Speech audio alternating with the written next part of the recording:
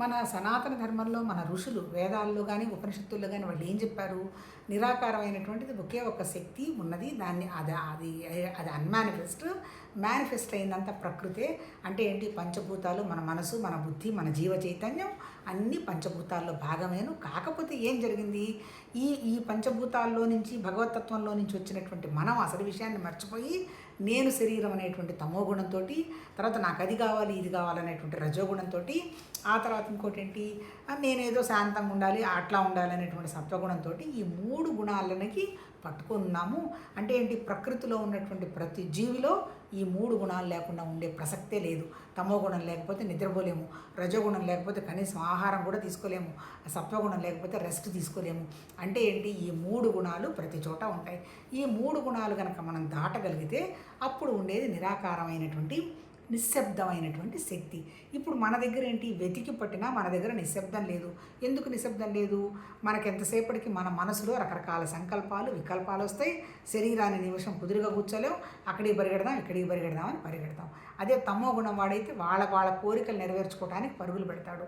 రజోగుణం అయితే వాళ్ళ పేరు ప్రతిష్టల కోసం పరిగెడతాడు. సత్వగుణం అయితే ఏదో ప్రపంచానికో భగవతత్వానికో నా ద్వారా పని జరుగుతుంది అనేటువంటి భావంతో పరిగెడతాడు. అంటే ఏంటి?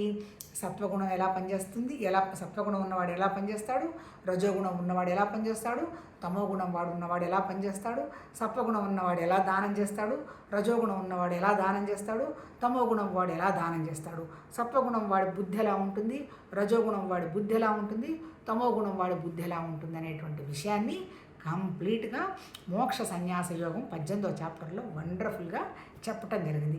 తర్వాత ఇంకా చెప్పాలంటే ఏంటి? సత్వగుణం వాడు ఎలాంటి సుఖాలు ఆనందిస్తాడు, రజోగుణం వాడు ఎలాంటి సుఖాలకు ఆనందిస్తాడు, తమోగుణం వాడు ఎలాంటి సుఖాలకు ఆనందిస్తాడని కూడా చెప్పటం జరిగింది. సత్వగుణం వాడి ఆనందం ఎట్లా ఉంటుంది?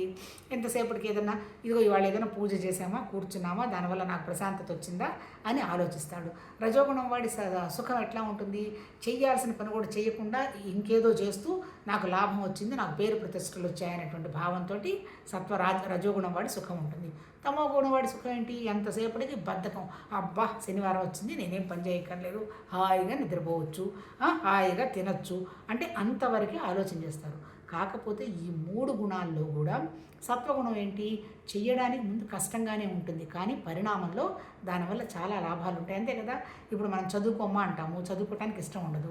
సినిమా చూడమంటే హ్యాపీగా కూర్చొని నిద్ర కూడా మానేసి చూస్తారు. కానీ తాత్కాలికమైన సుఖమే ఇస్తుంది, కానీ లాంగ్ రన్లో ఏమవుతుంది?